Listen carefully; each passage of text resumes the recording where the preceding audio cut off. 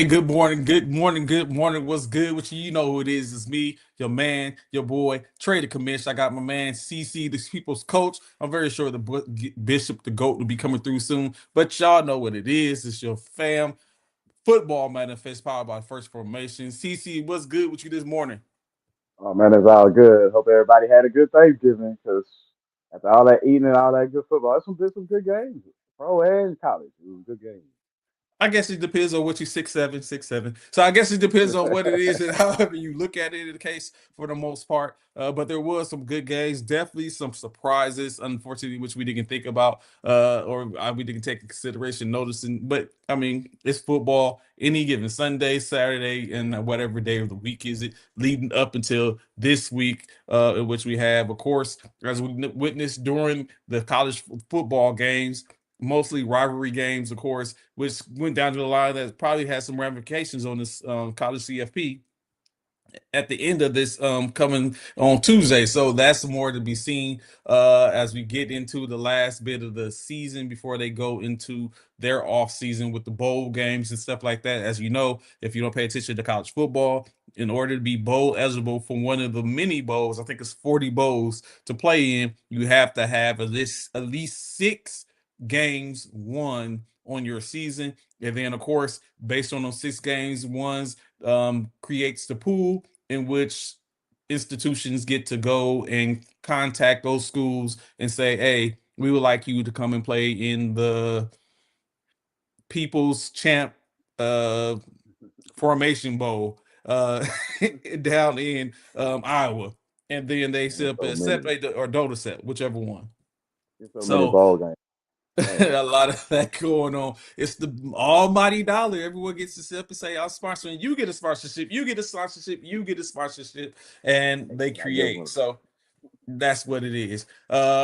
And then, of course, the games that we talk about that we're going to talk about very shortly. Uh, you know, the hey, Cowboys. Yeah. I just want to throw this out there before we get into anything. Kansas City is done this year. Like all the Kansas City faithfuls, I've been riding with them. I've been thinking, they got, but obviously they got a three-peat hangover. Like they went to three straight Super Bowls, man. So I think they done. I think they tired. I think it shows they tired. I mean, we loyal people keep thinking, yeah, they gonna turn it on at any moment. They just ain't got it this year. Like over and over again, I've been waiting for them to turn it on. They just can't turn it on. Like no matter what Patrick Mahomes say, no matter he got to say the right things, but they just ain't got it. They just ain't got it. Like defensively, they don't have it. Offensively, they don't have it. They just ain't got it. It, yeah, it's definitely a different team. But I mean, like you just said, what can you expect? They went three consecutive years. What, five out of the last 5 years have been four times, is it, or something like that? So, I mean, the hangover happens. No different from the other teams that are the usual suspects that have been there or been around, i.e., the 49ers, the Cowboys. They, not the Cowboys, the Eagles. These teams have been around, so it's like, but they become staples at this point, and you expect to see them. No different than seeing not Buffalo, seeing New England at the during their heyday. You expect to see them there. 10 years, seven Super Bowls in 10 years. You expect to see them there. Well, you know, what I'm saying, regardless of whatever. So you get used to it. So you're like, okay, here we go again. And but like you said, I can attest to what you were saying. I think as well that they're not going to probably get back this year. For the most part, it's going to have to retool. I guess it was up against a lot when you think about it. Key aspect players injured. Um, it happens. That's a part of it. No different than San Francisco being down all pros on their defense, on staunch defense, with Robert Salah coming back to at the helm, and then, but I mean, the difference is they're holding up a little more of their end of the bargain. So it's going to get interesting, which we're going to be able to see at some point. Um, but getting into this, we'll start a little bit differently as opposed to what we do. Usually, we kick off with talking about some of the college football stuff and do that. We'll probably push that later to the back of the show as we're getting off after we do our picks. I'd like to start off with a little segment that I came across and just a little put the first formation twist on it, in which just coming off the Thanksgiving holidays and stuff like that. CC, how was your Thanksgiving? With good eating? Was you what was your Oh best part? yeah. man, I smoked. We smoked ribs. I smoked some ribs and some Cornish hens. Man, that went down. you know, the Cornish hens went down. Like no traditional turkey this year. Yeah, and the mac and cheese was on fire, man. Yeah, like I don't know. Just try something different, but it actually turned out pretty good. Yeah, so that's interesting. Like I think I've talked about this before. I told the story before. During when I was a kid coming up, my sister's father is from Texas, right? I think Dallas, around Dallas area. But we're, saying at home. And one year he decided to do ribs as opposed to the traditional turkey. Saying? I'm a young kid. I ain't sit up and thought anything. I just thought turkey is what you have on Thanksgiving. So of course, when I went to school and we talked about it and stuff like that in the classroom, bruh, the kids dragged me. They was like, "Oh, y'all so poor, y'all can't afford a turkey," say all that type of stuff, which which just stuck with me for a while. Like, yo, but that's what you do sometimes. Like as a service, as a in the military, being a culinarian in the military. It was different things in which we had. I remember one time for us, in which if you don't know, the Thanksgiving holiday is the Super Bowl for military culinarians because you get an opportunity to show some of your best stuff, whether your displays and all that type of stuff, ice carvings and everything like that. Like there's Thanksgiving best mess across across your installation, and then of course around the same time in which people are starting to get ready for the Philip A. Conley Award, which is a prestigious award given to military units or facilities for depending on if it's a small garrison, large garrison, whatever case like that, and given for the top tier or institutions and facilities across the service. So in one case, we had one of our DFAC managers was from New Orleans, and she basically decided for Thanksgiving we was going to do a Mardi Gras esque Thanksgiving, which is always usually a different type of theme and stuff like that. So we did a Mardi Gras giving theme after coming off the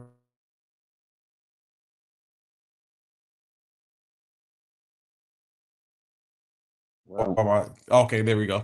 With that, what ended up happening is it did end up winning us the award that year. But of course, it was a lot of different stuff. We had lobster tails, etouffee. It was like all kind of stuff that isn't traditional. Like we did have a turkey. I think the turkey was Cajun flavor. So it was a lot of different stuff. So I mean, that type of stuff happens, and what I'm saying, and it's sometimes it's a good old relief from what you usually do, and it kind of put you in the mind frame of we can do whatever we want for the most part. It doesn't have to be traditional. We can just have at it. So, with that being said, the segment that we're going to rock with, of course, is how long do you keep your leftovers for Thanksgiving? When do they get tossed out? today would be that day. Like from Thursday to this Sunday, like you might snack on a little bit of it, but whatever's left after today, it's time to get rid of it, people. And like, yeah, I like so. concur like a council statement. So true enough, yeah, that especially when you got Monday, they're going to come and pick up the trash. So you want to go ahead and get everything out. So today, just like that, anything in which we have left is going to get tossed out today as well. So what the segment is going to be is trash, reheat, or trash. So I'm going to ask a couple of questions. I got a total of 6 here, and basically we're going to go with the reheat or trash, the aspect of if you agree with it or not. So it's going to be reheat or trash. First question: the productivity of AJ Brown is the reason why the Philadelphia Eagles aren't successful. Now, taking consideration this past week versus the the Dallas Cowboys, the Philadelphia Eagles got the ball to AJ Brown. He even finished with 35 points in fantasy, which means he put some points up. I think 2 touchdowns, 8 receptions, over 160 yards receiving or something like that. He put up points that put him in position to score an immense amount of fantasy points. However, the Eagles still lost. We've seen this before when the Eagles try to get the ball to AJ Brown, presumably They have even won, almost lost, came very close to losing. Of course, we know I think one game they were saved by their special teams, or they have lost. So with that being said, CC, are you heating up or tossing out AJ Brown's productivity costs the Eagles their games? On that, I'm I'm gonna toss that out because I see more of their problem this year is um, no running game, whether it's Jalen Hurts or Saquon Barkley. They just not running Hurts enough. They're not doing, like that took up some of the plays and that opened up AJ Brown and that opened up Devontae Smith as well. I just think uh, AJ Brown just highlighted what we already saw with them. They've been playing Pee Wee football for the last 2.5 years. Let's just keep it real. It's got nothing to do with who's catching the football, who's doing what. It's just their style of play that's been hindering. So it looks bad at times, but at other times it looks good. So yeah, I'm talking that out. His productivity has nothing to do with their win loss record. It has more to do with they've been playing. They think they can just Pee Wee football their way all the way to the top again. That's coaching. So in this aspect, I want to go with the reheat, right? Because I really think that when you look at the games in which they've won or the games over the case, of course, that true enough, they do have other issues and problems. But one of the what has been the most glaring one has been like really no one's not really talking about the fact of Saquon Barkley isn't really rushing the ball. That's not really what's being overshadowed is the fact of AJ Brown is asking for the ball and he wants to be involved. And then when he gets involved, it's not enough for them to get the game because presumably it's taken away from some aspect of the game plan in which everyone's looking at. Okay, this is what like he put up numbers this past week and they lost. And it wasn't like it was a complete and utter blowout. It was a couple of points. Like it was so I think there's something to be said when you're trying to force the ball, which we talked about before, trying to force the ball in to said player during the time frame to get them their touches, and then they're getting touches and they're actually cooking and eating. And then that think about if the Cowboys tried to do that with CD Lamb. They do. Like I just saw it. I just saw it Thursday, and I saw it against the Eagles. They try to force the ball to CD Lamb. But Dak just smart enough. Hey, that's not working. The thing is now Dak's smart enough to know that's not working. Let's go somewhere else with the football. Like he did that Thursday, tried to force the ball to CD Lamb. Like early on in the game, he was forcing it to CD Lamb. CD made a couple of plays, but in the end, who did he go to? When the game was on the line, where did Dak go with that football? Number three, baby. So I'm just saying, every team tries to force. like Touche. like Purdy forcing the ball to Jennings or whatever, or Kittles and throwing those picks, like looking awful. Like same thing. Like you force the ball to your guy Well, sometimes. it was you know who he was trying to throw the ball to Parasol. That's who he was. Both two of the three went to Parasol, and which was interceptions. But I mean, that's another story. Um, we'll definitely talk about that. Question two. Staying within the same parameters of the Cowboys and the Eagles in the NFC East, CC, are you reheating or throwing out the Cowboys are going to be the NFC East division champions this year? As we know, it's been since 2004 was the last time in which a team from the NFC East won back-to-back, and that's when the Philadelphia Eagles won 4 consecutive years from 2001 to 2004. Here we are 23 years later, and we have not seen 21 years later, and we have not seen a back-to-back champion in the NFC East. Currently, the Eagles are the front runners, being that they're in the lead. The Cowboys not too far behind. Currently, the Cowboys do have a division record of 4-1 with a game remaining against the New York Giants and the Washington Commanders. Both teams not doing too well.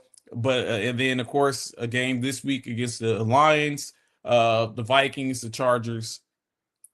So CZ, are you heating up or throwing out the Cowboys making a run and becoming and pulling off the division championship out the grips of the Philadelphia Eagles, out their talons?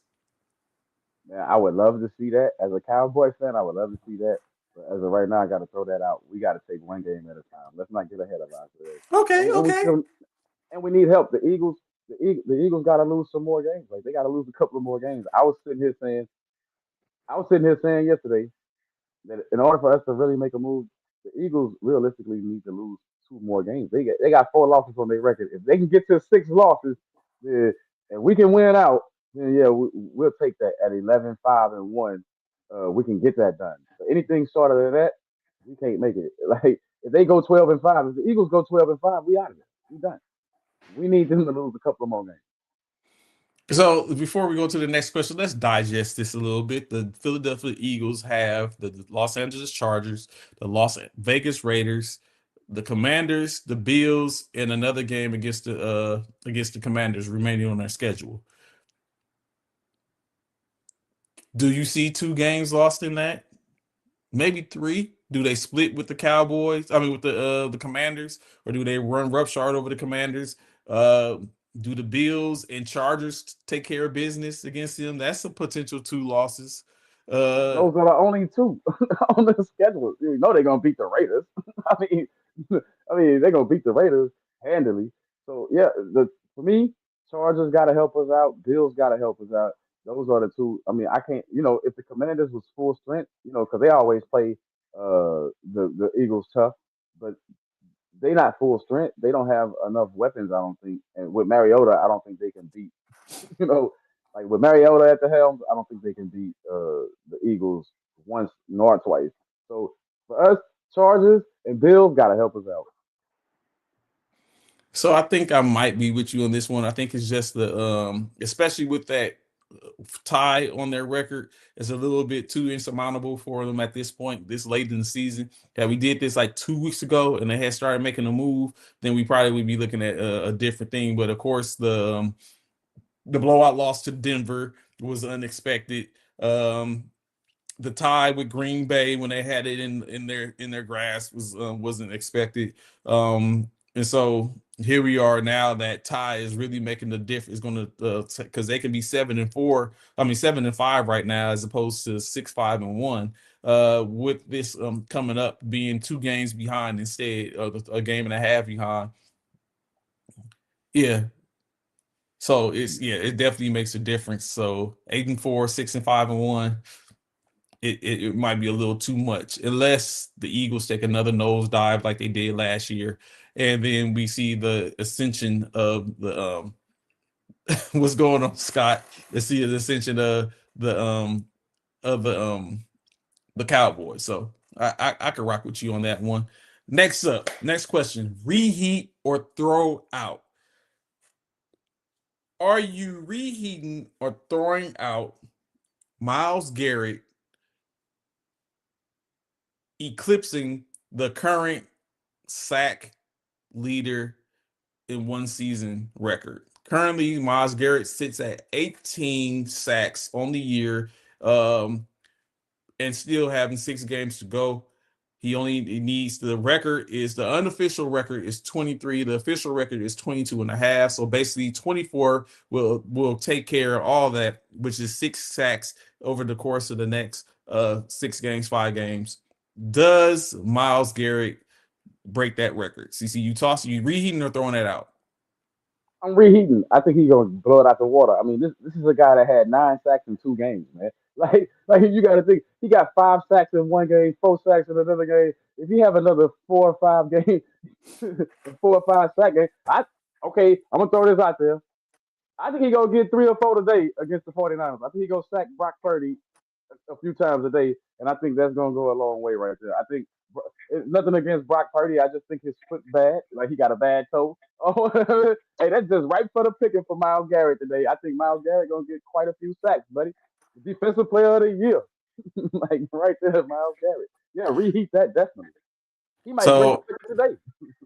I'm throwing it out specific for the reason in which you just said. Like if I would reheat that but it's not going to be able to be reheated in my house because it's already tossed out. What's not going on is Myles Garrett is not going to feast on the 49ers. As a matter of fact, line up on Trent Williams. Line up on Trent Williams, Miles. show me something. If he can sit up and get them sacks off of Trent Williams, then I'm with it. I can guarantee you, Myles Garrett is going to line up on the right side of the field. I can tell you right now, Trent Williams. It don't matter who you got out there. You can put Trent Williams, Kittles. You can put everybody out there to try to block this guy. Ain't no blocking this guy this year, man. It's like nobody's blocking him. So yeah, I think Myles Garrett is all him. Myles Garrett is not lining up on Trent Williams' side. Myles Garrett is going to play the left side of the field, the right side of the field. I think he's going both sides today. I think Myles Garrett is he's probably going to attempt it, and then they're going to realize, like, nah, we're just going to go ahead and put him back on the right side. We're going to see, man. But I'm like, yeah, Myles might do it today. He might get 5 today. Yeah, that's 23. That's 23 right there. He might get 5 today. Oh goodness! He probably like F around and find out. Trent T-Dub, let's get this, baby. Let's go. All right. Next one, right? The NFC West, staying within San Francisco, Los Angeles, Seattle. The NFC West has come to be proven probably to be the more dominant division in the NFC in the NFL this year, which has changed. With that being said, they're potentially looking at putting in 3 of the 7 participants for this year's NFC Championship game. With that being said, are you reheating or throwing out the possibility of a NFC West NFC Championship game? I'm reheating that. And the reason why I'm reheating that is the Rams got a good chance. I mean, everybody high on the Rams. I think the Rams got a good chance. The Seattle Seahawks, and you can't sleep. I mean, right now, San Fran is doing a thing. Like I felt like San Fran would have a drop off when they got Purdy back, but that's you still got 5 games, so we're gonna see where that's at. I think Purdy gonna try to push it because he don't want Mac Jones to take his job. That guy's worried about his job. That's what happens when you don't have all the talent. By the way, you get worried about somebody taking your job. Purdy pressing that might play against them, but Shanahan been doing a heck of a job in finding a way to get wins. Man, I gotta give 49ers their credit, but I'm looking at Seattle. I mean, we've seen this movie before. Like we've seen San Francisco and the Rams in the past in divisional rounds,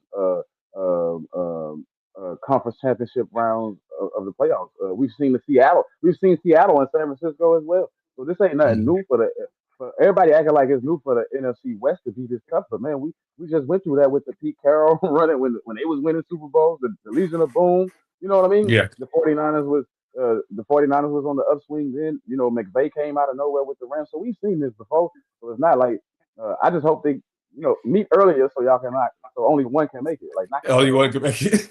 So I'm reheating this as well, not just on any bias of it being my team's division or anything like that, but what you see is a really good chance. Like if the playoffs started today, San Francisco will be playing Philadelphia. The Rams would be the first round bye, and then you would have Seattle versus who was it? Seattle would be Green Bay, right? Ain't it Green Bay? Yes, Green Bay, correct. Seattle would be Green Bay, and then the other game would be who would the Bears get? Because the Bears running that division.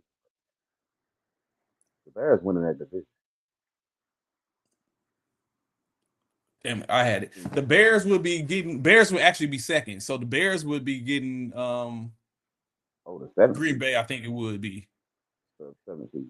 Yeah, and then it lined up. So it would be San Francisco taking care of business against Philadelphia, and then going on to sit up and wait to play the next one, which would be Green Bay or I think Tampa Bay. That was the other person, Tampa Bay. Tampa Bay the fourth. Yeah, Tampa so Bay. it would be them. So the the Rams would get the winners of the Tampa Bay and Green Bay game, and then the 49ers would catch Chicago. And so I mean, it was lined up for it. I think was Dallas in there. I can't remember, but that's basically what it is. And then it comes down where I had it coming down where San Francisco plays the Rams again because I think the Rams would end up facing off against Seattle as opposed to anything else. So yeah, I'm reheating that as well. I think it's very plausible that the NFC West could end up in the NFC Championship game. I just want to throw this out there, like this is gonna be what the third or fourth year in a row that the Tampa Bay Buccaneers are probably gonna win the NFC South with like a 9-8 record or an 8-9 record, man.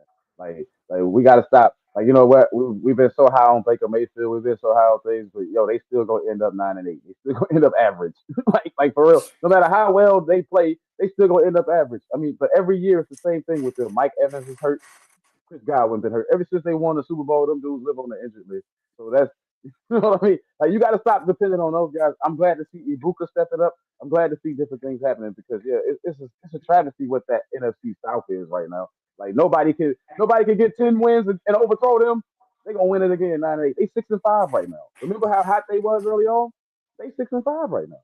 So I think it's still a little it's a possibility, I think, because they're starting to fall off. Baker Mayfield is injured, or has a slight has an injury where he may or may not start this way. It's not his throwing arm, however, supposedly it's an AC joint in the left arm, which is problematic, which is I'm very sure they're gonna probably shoot him up, give him a shot or two. But if that shot wears off, what are they gonna do then? Or if he takes a hit, you know, saying all you gotta step and catch, it's a lot of stuff that goes into that.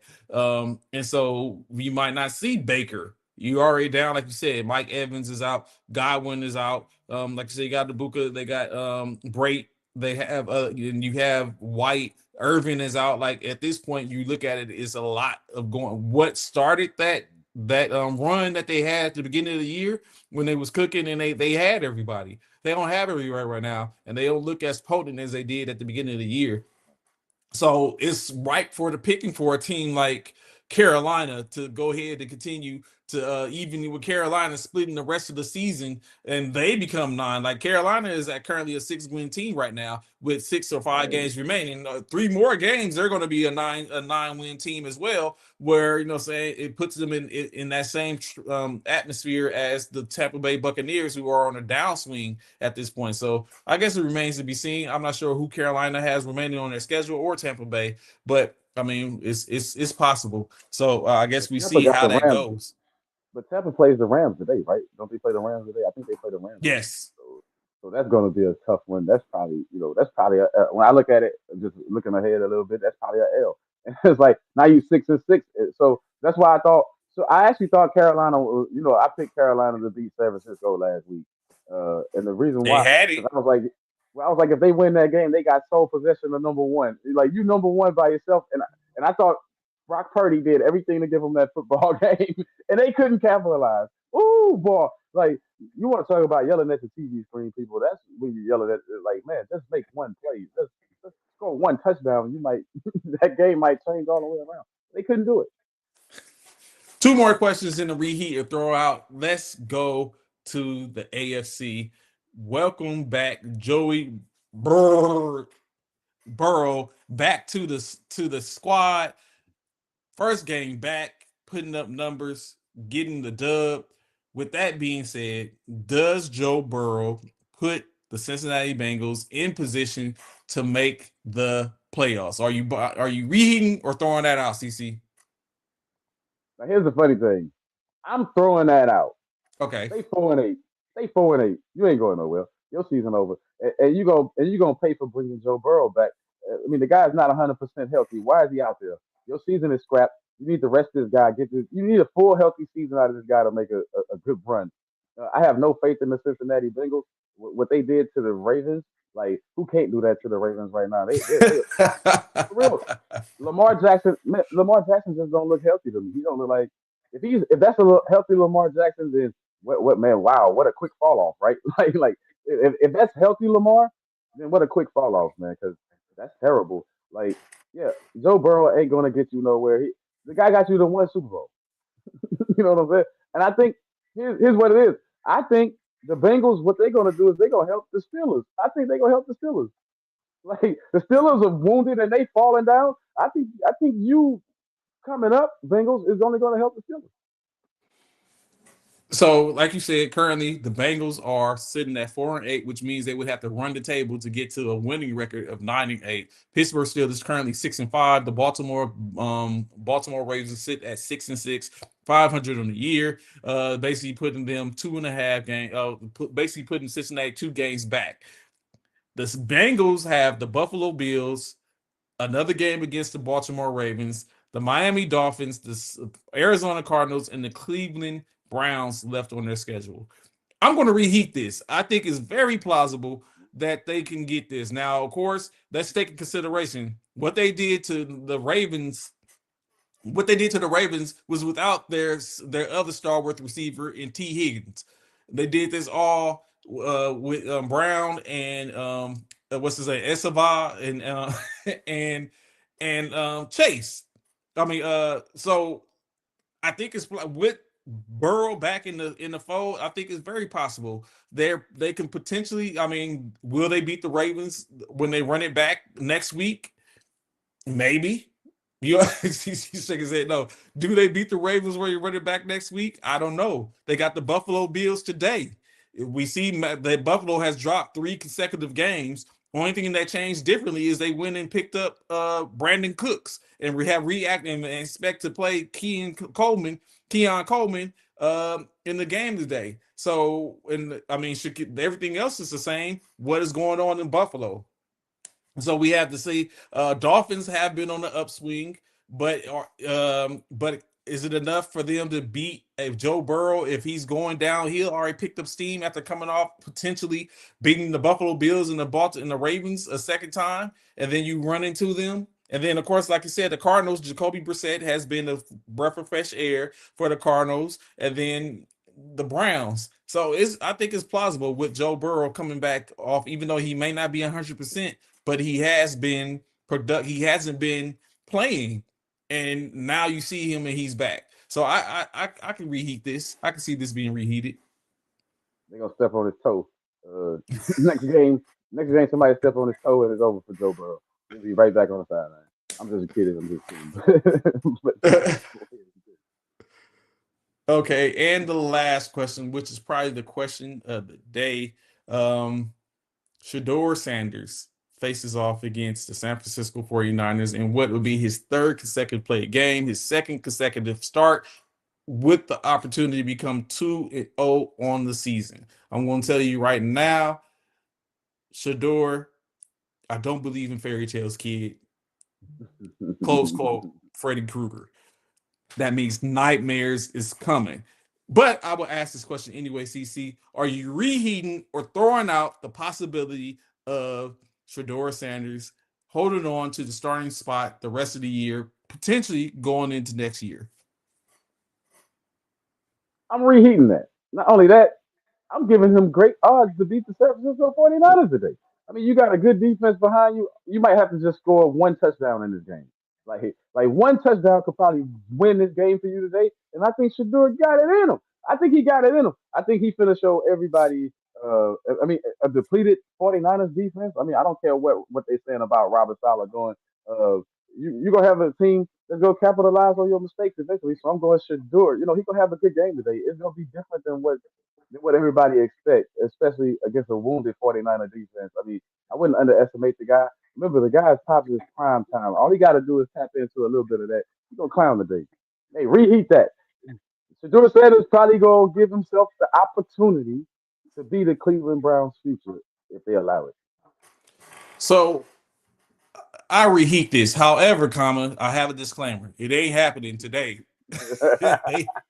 You go. Today might get him X'd. They might be looking for Gabriel so quick after today. It ain't happening today. but I mean, but like you said, Shedeur, but are we being too presumptuous? Honestly, let's sit up and talk about this right quick. Are we being a little bit too presumptuous when we talk about the fact, like, yes, he did good against the Las Vegas Raiders. He's running up against a hobbled San Francisco defense. However, I'm very sure Robert Saleh has been sitting down and looking at different ways to sit up and attack him based on what he has. We saw Jerry Jeudy fumble last week. We saw Fannin do what he usually does. We've seen Judkins. So they have things that's there, right? And if they have it, I would think that if their run game can be effective, then they're going to keep the 49ers on skates. Because you don't know what Shedeur is going to do because there's no tape on Shedeur outside of what he did as a college player. So we're up against that, as we always see. No tape always usually alludes to problems for defenses because you don't know what you're really playing. And so that's the same thing we have. We have a game and a half of tape on Shedeur Sanders. One game which he did some things great. Even in the game in which he lost, he did some things. It was a lot. So it's like that. But I do think he could potentially become the starter. I mean, let's look at this. He has San Francisco today. He has the Tennessee Titans next week, playing against his boy in Cam Ward. Then he has Caleb Williams and the Chicago Bears, who are on the heavy swing. Then he has the Buffalo Bills, the Seattle, the Pittsburgh Steelers, and then the Bengals. It's not looking good for Shedeur. However, though, if he does swing some wins, it looks very promising for him. Like this is a slate. This is a pretty bad slate, in my opinion. San Francisco, I mean, he got Tennessee, Chicago, Buffalo. Still, these are all playoff. You're playing playoff teams. Okay, but here it is right here though. That defense. Did you see how much hype Miles Garrett was by seeing a quarterback that could throw the ball downfield? That defense is gonna feed off the fact that we got a chance to win games. So all Shadur got to do is show them hope and watch how that defense keeps proving to be a championship defense. I mean, I wouldn't underestimate them like winning uh 3 of those games that you just listed. You know what I'm saying? Three. I wouldn't be surprised if they won 3 of those, including starting today. I think they got a good chance to beat the 49ers today. I mean, after If what they we've seen, run the table, we talk about a playoff team. but we talk about what we seen with Brock Purdy last week. Yo, you know what I'm saying? I'm thinking they got a chance to do some things. I mean, if Brock don't tighten up, if Brock throws 3 interceptions today, they lose. The 49ers go down. So Brock better take care of the football. Like this ain't But the I mean, Carolina Panthers. so if you look at that, right, just like what honestly, in my opinion, what I felt like kept us in the game is the simple fact that we caused turnovers too. That was what it is. Kabir Brown had 2 interceptions. One was key in the back of the end zone. So I mean, they ain't stopped having turnovers when Brock was giving away turnovers. We get turnovers too, and so Wait. But it's Bryce Young. It's Bryce Young and Canales. Today you got Stefanski and Shadur Sanders, man. I'm just saying that's different. That's too different. Like and Judkins can run the football, you know, he like can. Rico Dowdle can run the football too, but Judkins don't need a whole lot of blocking. Like, you know, I mean, for real, like I don't think they went to Rico Dowdle enough in that game, but that's another discussion. But I'm saying today they gonna do everything to help Shador out with the running game. You're gonna look for some screen passes, some short passes. Probably get Jerry Judy more active in the game early on. So you're gonna see a little bit of shift today. Like I think the 49ers might be sleeping on the Browns. I hope like I'm saying, I think the Browns think them a run for the money. Robert, I believe in you, brother. Rob, you got this, babe. Let's sit up and shut it down. Go ahead, look at put the women to bed, women and kids to bed, and go looking for dinner. And you go with these movie quotes. That's like a football movie I've seen here. Program. Yeah, that's like a football movie I've seen. So that I definitely. So let's get that together. Well, but like I said, to be honest, I mean it's possible, it's plausible, but I'm not. I'm finna pack that up and throw it out. We ain't even said we just sit up and throwing the whole dish in it, like the aluminum foil can and pan and everything, tossing that out. So but we'll see. Like, but I'm saying, and going away that was the last part of that segment. Going away from that, is there too much hype behind Shedeur? I don't know if I'm asking the right person because you were a Shedeur fan and he ain't so. But is there too much hype in which we have put behind this young man going into it now that he finally is at the helm, or the fact that he got a win last week? A couple of highlight reels, and then what I'm saying, the watch and all that type of stuff. Is the hype train starting too early, or do you think he's going to be as advertised? I think with time, man. Like I think if Cleveland really wants to develop, which they have a problem with developing quarterbacks, we've seen that from them. Like old or young, they don't do a good job with the quarterback room. So but if they got to turn him loose and they got to let him play his game. You got to get out of his mind that hey, basically what they got, 3 wins, 4 wins or something on the season. Like let the young man go out there and cook right now. Like you tried everything else. Like the difference between it's not too much hype because what he showed already is what Cleveland been missing for a long time.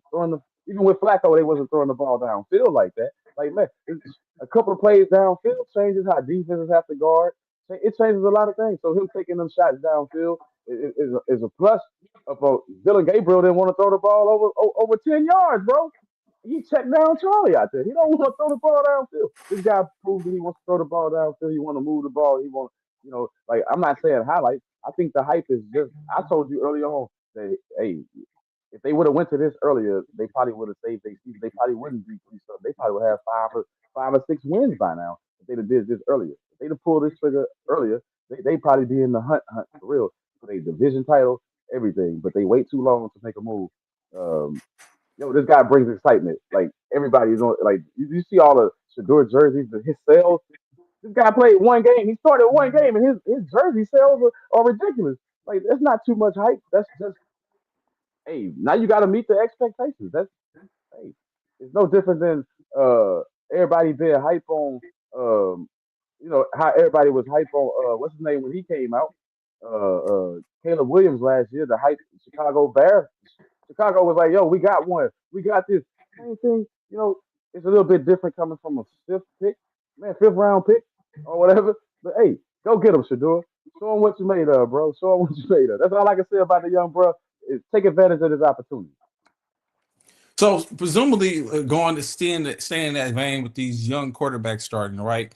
We have Jackson Dart coming back off his injury, expected to start start this week on Monday Night Football. With interestingly enough, the top receiver position, because the top receiver in the league right now, I think, is Christian McCaffrey. But the top receiver, especially when you look at it from a fantasy standpoint, is no other than your man, Wan'Dale Robinson. So Wan'Dale Robinson has shown that he is a force to be reckoned with, some way, form, or fashion. But of course, like I said, Jackson Dart, he's playing Monday night. Shador, he's playing. We already know Cam Moore has started the whole season. Unfortunately, it hasn't gone great for him. And now we add another one. JJ McCarthy isn't playing today. He's going to be replaced by Brosmer. Look on your face. Is he been? Did Minnesota make a mistake in drafting JJ and letting Sam Darnold and McDaniels walk out the door? Man, I'm just gonna put this out there. I think JJ is a winner, man, and I think if you a winner, you're gonna figure out how to get it. He's just not there, right? I mean, we judging this dude off what 6-7 starts. Like he only started like 6 games in his short career right now, and they looked horrible. Like JJ, it's a lot of work you got to put in, man. Like JJ can't get JJ the football. That don't make sense. Like I don't even understand. You got a world class guy that'll go up there, catch you with one hand, he'll catch your bad pass or whatever, but you can't even put it nowhere in the vicinity. So he can make a play on the ball. That sucks. You know what I mean? I mean JJ. I'm not gonna say that they made a bad choice. I'm just gonna say that they trying to, like they tried to shield him early with the injuries. Something not right, either health wise or whatever. And not only that, I think he need to learn the playbook a little bit more. I think once he starts taking the game a little bit more serious and realize what he has around him, like man, you got Addison out there, you got Hockenson, you got all these weapons, and you can't get them the football. You can't get, no rapport with one of them. I don't understand. So I think some things when we looking at this to take in consideration is one, they probably should have found a way to keep one of those two guys in the fold and allow JJ to continue to develop. He looked good, I guess, because you got to take in consideration they was going to start him over Sam Darnold because when he was healthy initially the first year last year. Sam Darnold just happened to get an opportunity, ran with the opportunity, and parlayed it into another opportunity somewhere else where he's still running with it for the most part, and he has turned around the Seattle Seahawks from where they was initially when they started out.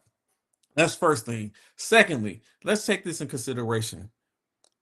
John Harbaugh won the national championship with JJ McCarthy as his quarterback. Harbaugh goes and becomes the head coach for the Los Angeles Chargers, who has de facto already have my man in John Herbert sitting there. Why not bring in, if you thought that highly of that quarterback, why wasn't he in San Diego? I mean, in Los Angeles, training under Herbert, being able to take to him if that's the case, because it's someone that you have built a rapport with, you have an understanding of that. Why isn't that the case? So as soon as you come through the door, you're like, yo, this is the guy. Well, because this guy is a projected starter in the league. He's never going to start. When would he ever start in Los Angeles? Like, He's a he's you a don't he's a rookie. He's sit you and don't wait your take a turn. starter, man. You don't sit a guy if a guy got And potential look to at him start. now. Minnesota was going to start him right away though. Like it Correct, they wasn't their were. fault that he got hurt. It wasn't his fault that he got hurt. He was going to start right away. We might be having a whole different conversation if he got that rookie year in last year. I mean, because we don't know, we didn't get to see him.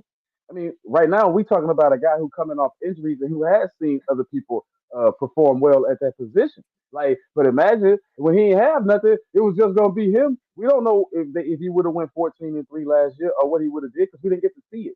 I mean, it's just, hey, you don't want to stun his growth by having him riding the bench. I mean, look, how did that work out for Drake May sitting behind Jacoby Brissett? That wasn't a good look. Like, that was a bad look that got a coach fired. See, doing stuff y'all wait sometimes get the coach out the door. Gerard Mayo, 1 year fired because he went with Jacoby Brissett and he should have went with Drake May from the beginning. Like, no, So we all know that Gerard Mayo was gonna get Dayball, fired no matter who he went with. no, stop it. Dayball got fired. Dayball got fired because he went with Russell Wilson instead of going with Jackson Dart off the rip. Man, show him the potential. You extend your life. You extend your coaching life when you go with the guy that the people want to see, that the organization wants to see, that they brought in, hey, put him on the field. Let me see. Gerard Mayo doesn't get fired in my opinion, if he started the season with Drake May last year instead of waiting to go to him, because you showing the potential of what Drake May could be. So you say, hey, you know what? Let's bring him back and let's see what we can do again. You kill yourself when you don't use you don't go to your best weapons. That's what happened to Dayball. Dayball waited too late to go to Jackson Dart, and then Jackson Dart started getting hurt. They like, hey man, you not you're not protecting the investment the way we need you to. So they ball out of there. Like you get fired when you don't go with the young talent right away. The Kraft family was going to fire Bill Belichick with Vrabel available. It was nothing in the world that was not going to stop them from being with Vrabel available, being Thank what you. he did in Tennessee. There was nothing in the world that was not going to stop. Vrabel was coming to New England once he was ready and available. That was a no-brainer. So I don't think it would be anyone that was going to avoid that. That was just a no-brainer for them. So it can make a difference who was there. They were all getting fired. So that was going to happen regardless. I, It's like, okay, so look, so I just want to throw this out there.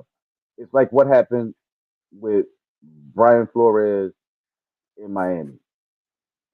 Man, he decided to go with Fitzpatrick over Tua when obviously the organization wanted Tua out there on the field. He refused to play Tua even when Fitzpatrick got hurt a couple of games. He went right back to Fitzpatrick trying to do it his way. They got him out of there, bro. Like the organization, they they wanted Tua. but they was He winning with didn't, Fitzpatrick. but winning ain't everything when you want your guy. Like for real, we saw this with Bill Belichick. We talk about the Patriots. We saw how many times did he try to get rid of Tom Brady, and every time Kraft blocked those moves. Kraft made him get rid of Garoppolo, made him get rid of Jacoby Brissett. Anybody that he thought was going to take Brady's spot, he had to get rid of. The owner said, "This is my team. This is the guy that I want." That's what happened with Tua. Tua is in Miami not just because McDaniel's wanted him. I'm sure Tua wasn't McDaniel's first choice, and McDaniel's will never tell you that. But the truth is, he inherited Tua. This is what the organization chose Tua over any coach over anything. This is you know what I'm saying. I mean, that's the move that the organization makes. Sometimes you can't go up against the owner. Like like I said, we saw it years ago with RG3 and Kirk Cousins being drafted in the same draft. One wants, the, the organization wanted RG3. No doubt the ownership wanted RG3, bring life to the field, put us back on the map. You know what I mean? And then the coach is like, the better quarterback for me is Kirk Cousins. So the coach did everything in his power to limit RG3 so that he can get Kirk Cousins on the field. You know, like so he can get Kirk Cousins on the field. He did everything to limit. And you can't say, and I hate to say that about a good coach like Mike Shanahan, but he didn't handle that situation fair, and everybody saw how it played out. He didn't handle that fair. RG3 in 1 year took them to the playoffs after they hadn't been in the playoffs in how many years? 1 year, his first year, he gets them in the playoffs. But that's And two not good years enough later for the was coach. out, taking a beating, Right. didn't That's not protect good him. enough for the right. That's not good enough for that coach. He wanted Kirk Cousins the whole time. And how many playoff appearances did Kirk Cousins put the Washington team in? Zero, buddy. Like zero. He never made the playoffs with Kirk Cousins. They never made the playoffs with Kirk Cousins. But Kirk Cousins, hey, got all his money. He did all this thing. Hey, hats off to you, Kirk. But I'm just saying, like, yeah, RG3 proved who he was 1 year. Kirk Cousins, in what 5 or 6 years there, never got them to the playoffs. But somehow he become a franchise quarterback. Man, it's all about perception of who you want. Like, yo, the Purdy Mac Jones thing is next up. That's gonna be next. Who do you keep, Mac Jones or do you keep Purdy? They don't keep Purdy. Man, Purdy. I go with Mac Jones. This is why I go with Mac Jones. Mac Jones throws the ball over 20 yards down the field. Purdy refused to throw the ball that far, man. This guy is a 10-yard, 15-yard guy. He don't want to throw the ball long. I mean, he's just a system quarterback. You're not gonna win a Super Bowl with a system quarterback. You're not gonna win. You got to take some chances down the field. Purdy refuses to take chances down the field. Mac Jones will take those chances. I think Mac Jones gonna supersede Purdy. I think you're gonna see it real soon that Purdy, unless Purdy just all of a sudden wake up and say I'm gonna start taking shots down the field, he's gonna be out of there. Mac Jones is not going to even be in San Francisco next year because there's going to be some doors that open up. You got to take in consideration that I'm very sure they're going to be looking for a quarterback in Arizona, potentially. Um, who else you got out there? Probably looking for a quarterback in Las Vegas. Yep, there you go. Looking for a quarterback in New Orleans. Where else? Probably looking for a quarterback, a change of the guard in Miami. Um, There's it's gonna be some Cleveland. places. Cleveland probably like it's a bunch of places that's going to be starving for a But quarterback. I think what's gonna happen is because of Purdy's injuries and he's been injury prone. I think the 49ers are going to offer Mac Jones a healthy extension. I think they're going to offer him because they see what happened. They had Darnold in the building. He gone. He doing his thing. They had like they had some other quarterbacks in the building that they let leave, and it's not panning out with. Let's just face it, it's not panning out the way they thought it was with Purdy. Like you know what I'm saying? Like he started off hot, but hey, he's been hurt a lot. So you got to start looking. I think Mac Jones is the healthier quarterback. I think they're gonna start looking at a healthier quarterback and say, hey, you know what? We gotta do something. I think the 49ers are gonna offer at least make Mac Jones a decent offer to stay Yeah, and be a they're probably 49er. going to offer him, but Stay with they're going to offer him as a backup. He's not going to be. He's going to. They're basically have the same problems that they had when they had Garoppolo. him. When they had Garoppolo, Lance, and Purdy in the building, they offered Garoppolo to keep him around to be as the bridge because you had Purdy was coming off that injury and Trey Lance was coming off the injury. Um, and then they had it to where, but the franchise and Garoppolo didn't get along, and Garoppolo really didn't want to be there, but he elected to go ahead and take that, being based on the fact that they was gonna let him go after. They wasn't gonna try to fight him on it. They wasn't gonna try to keep him in. They was gonna let him go. All he had to do was perform, in which that's exactly what happened. They let him go. They let Trey Lance out the building, and they picked up someone else. And then they had Sam Darnold. Didn't give Sam Darnold the burn because they had Purdy, who was for the most part had that was healthy the majority of the year. So that 1 year in which Sam Darnold could have auditioned, he never got a chance because Purdy stayed healthy. The year later, Purdy gets injured, and here, but you got Mac Jones. And Mac Jones is putting up numbers, just like I would have thought that would have been the same thing. I thought we was gonna go like San Francisco. I really felt has had a bunch of opportunities. We missed and missed on the whiff when we could have had Baker Mayfield after he was replaced by Sam Darnold in Carolina, and they released him. He went to the Los Angeles Rams, and then the Rams, he played that couple of games there, and then the following year he left and went to go play in Tampa, where he was able to unseat the quarterbacks there. We had a chance at Daniel Jones, but we allowed him to go to Minnesota to play underneath Minnesota and Sam Darnold, and he and had that going on there. Then we watched Sam Darnold leave there, as well as Jones leave there, and then but we didn't get too bad of a consolation prize to getting Mac Jones. So it's cool. I guess we can sit up and say that it's fine. We can rock with it. But now you have the same thing going on, whether it has been rumored, whether I haven't checked the validity of it, of Mac Jones potentially going to Minnesota again and going there to see how it is. But I think they don't let him walk. I think they've learned their lesson. Short of bringing in Jacoby Brissett to San Francisco, that they're not going to let Mac Jones walk out the building. Without making them an offer, they got to make him an offer because your guy is not durable so Good far morning, Irma. How you in his doing? young Thank you for career. falling in with us. Yeah, so Like it's Purdy only in his fourth or fifth year in the league. He's not durable. I mean, 5 years in the league, you spend a lot of time on the injured list. And it goes back to the NFC Championship game, get knocked out of that game. It goes. I mean, different things happen, but it's like, yo, this guy hasn't been durable. I mean, how can you win like that? How can you expect a championship to win like that? Or you just keep falling short. Like it's a good story that you can make it there by piecing all these quarterbacks together by doing this. But it's a better story when you hoisted the trophy and said, "Hey, yo, I won with Jalen Hurts. I won with Patrick Mahomes. I won with a Joe Burrow, or I won with a Matthew Stafford." Yo, you got a quarterback carousel going on in San Fran, but you know, hey, as a Cowboy fan, I am not mad. Keep going round and round, baby.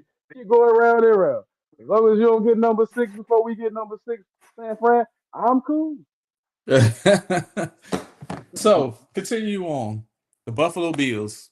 We know who they're facing today. They face the Pittsburgh Steelers here. We're not talking about the picks yet. However, we are talking about the fact that the Buffalo Bills last week was not able to protect their mans. Josh Allen was sacked 8 times against the Houston Texans. We talk all the time. We talk a plethora of times in reference to elite quarterbacks and mediocre receiving core. Is this what we're seeing here?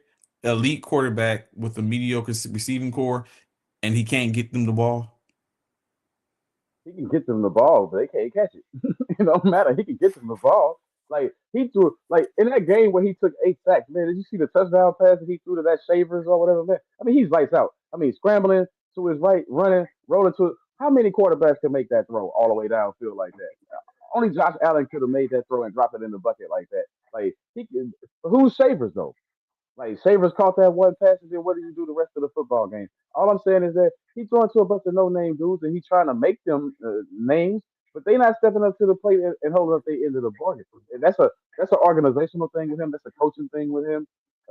They never put enough around that guy to help that guy win. James Cook is not enough, and plus you don't go to James Cook. I mean, James Cook probably had he only think he had 10 touches in that game.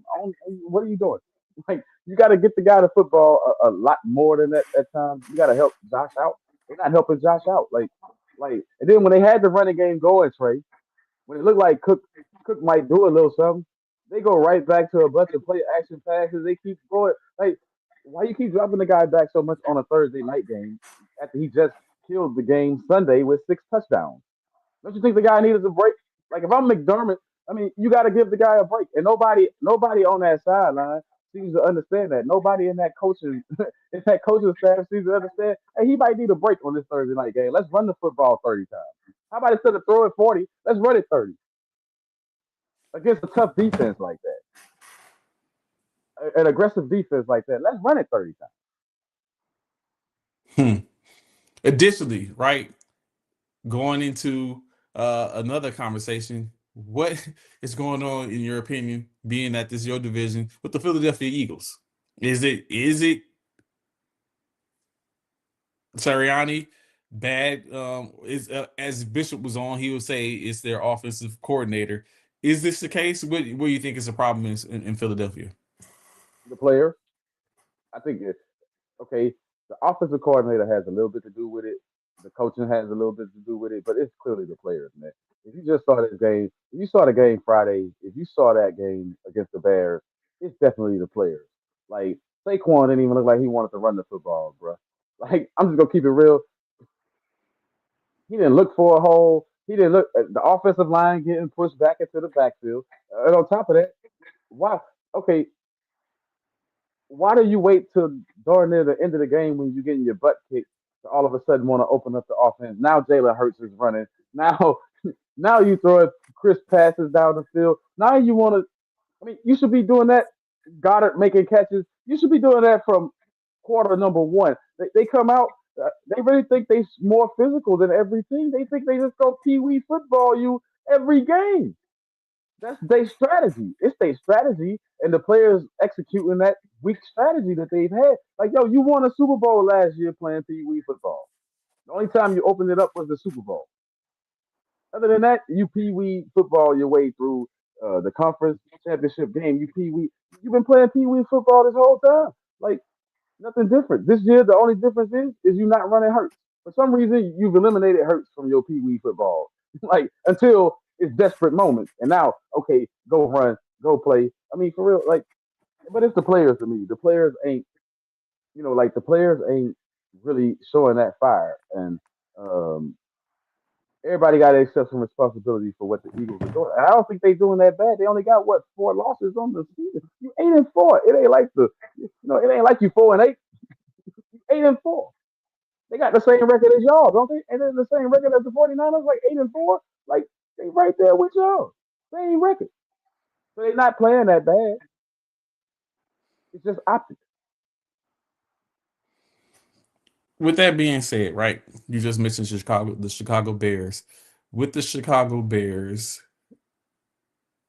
being who they are, currently leading the NFC North, is the Chicago Bears just getting by on the inequities of the teams they playing, or are the Chicago Bears the real deal in your opinion?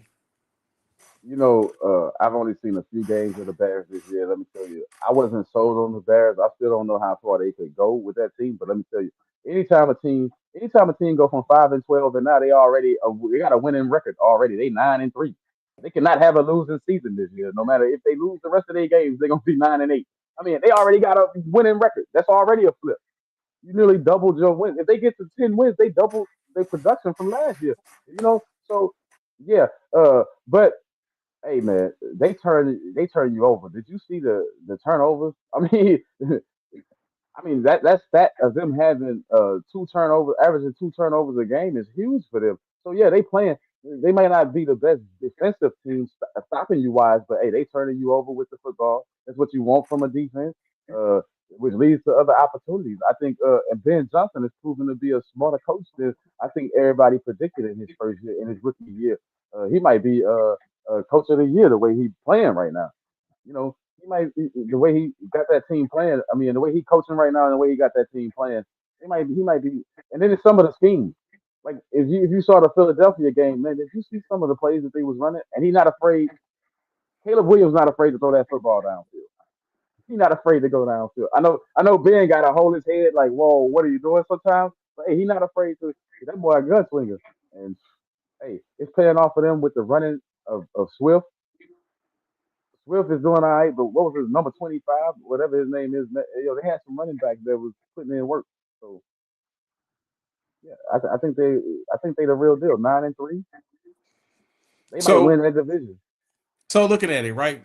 Have you think the teams have found a way to stop the tush push?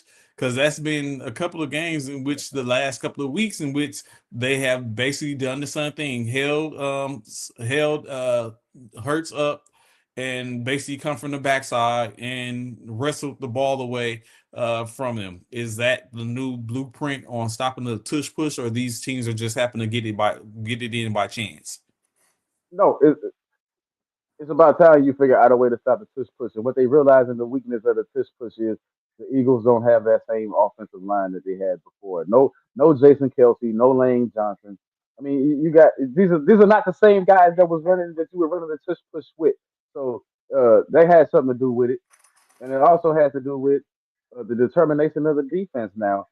Understanding that we can't stop the play all the time, but hey, if the quarterback ain't got the football, Hurts has always been loose with the football, man. Like like his fumble rate has been high throughout his career, so it's nothing new that he fumbles the ball here, man. That ain't nothing new. In which now it seems like teams have figured it out. Go his legs or his arms is not his legs, and so they Mm-hmm. go get their hands on it and pull and snatch it out and make him cough it up. While he's trying to push forward and get into the end zone, they stand him up and pull the ball. So Mm-hmm. yeah, so maybe we're going to seemingly soon and see an end to the aforementioned tush push. Aaron Rodgers. Do you think Aaron Rodgers has enough to get the Pittsburgh Steelers into the playoffs and win a first game, or are we just going to see the same old Pittsburgh, another winning season, but don't go anywhere? It just depends. I don't know if they're gonna have a winning season. I mean, I wouldn't even count. I wouldn't even count the eggs. I wouldn't count the chickens before they hatch on a winning season right now. They 6-5. They could very easily lose the rest of their games on their schedule and not even make the playoffs. Last team we saw Aaron Rodgers on, they went 5-12 or something. They went, I mean, so I'm just saying you can't. And now Aaron Rodgers with an injury at his age, another injury, man. You just don't. No, I don't think. I don't think they're going to make the. Okay, first of all, I don't think they're going to make the playoffs. How about that? I don't think they're going to win their division. I think the Ravens are some way going to win that division, even though uh, um, Cincinnati has helped the Steelers out a little bit with that win over the Ravens. So if the Steelers do win, they get a home playoff game, Trey, and they're gonna lose at home in front of their fans the first round. Like they got nothing good. Show me one thing good offensively on Pittsburgh. That's with DK Metcalf. Like they got nothing good. They can't run the football. They can't pass the football. Like you're not gonna win games like that. First round, they would be looking at first round versus who would that be? I think the Broncos would be their first round game if the playoffs started right now. Nah, because the Broncos should be winning their division, right? Like the Broncos are a division Oh, winner. you're right. You're right. You're right. You're right. It would be the And Pittsburgh would be a division winner right now because yeah, with the Ravens they'd be, lost, but right? they would be the lowest seed Yeah, the fourth. division. So they would play the number 5 team, which looks like it might be Buffalo or something like Buffalo might be lower than that right now. Um, but I'm gonna throw this out Uh, there. I'm listening. Go ahead. I'm gonna throw this out there. The Bengals could run the table and take that division because they've already beat the Steelers once, and they've already beat. You know what I'm saying? They beat the Steelers once, and they beat the Raiders. I mean, the Ravens. If they can come back and beat the Ravens again, if Joe Burrow comes off the injury list and take that division, what is that? Are you still going to say Tomlin is one of the greatest coaches ever? like Tomlin, you had a big lead, and now you're about to get passed up. Like, wow. Um, Everybody bashes, Okay, so Trey, the big time analysts, the experts and stuff, man, on all these major networks, they blame it on the defense. They blame it on Tomlin spending all his money, or the Pittsburgh Steelers putting all his money on defense. No, I don't care how much money you spend on defense. I don't care the age of your defense. When your team is not playing together, you're gonna lose football games. like offensively and defensively. If you're not complementing each other, you're gonna lose football games. Uh, so it doesn't matter how much money you spend on your defense. It don't matter how much money you spend on your offense. It's the consistency of the two working together, and then you throw in the special teams. They got problems all the way around on that team. It's not just it's not just one side of the ball, it's all sides of the ball. Like one game, Jalen Ramsey is lights out. But because of his age, the next game, he might not show up the next two. One game, TJ Watt is killing it. He might not show up the next two because of their age and stuff. Like you have to start looking at that. Like, yo, it takes a toll on them. Like, hey, they're not showing up consistently enough, offensively nor defensively.